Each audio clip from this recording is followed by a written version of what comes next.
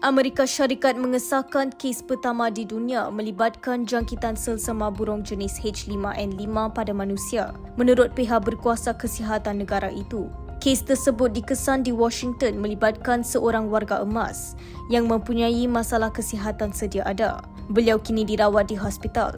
Pihak berkuasa percaya jangkitan mungkin berpunca daripada pendedahan kepada ayam peliharaan di rumah serta burung liar di kawasan sekitar. Mereka kini memantau individu yang mempunyai kontak rapat dengan pesakit bagi langkah berjaga-jaga. Kajian makmal turut mengesahkan bahawa strain H5N5 ini merupakan mutasi baharu yang sebelum ini tidak pernah dikesan menjangkiti manusia.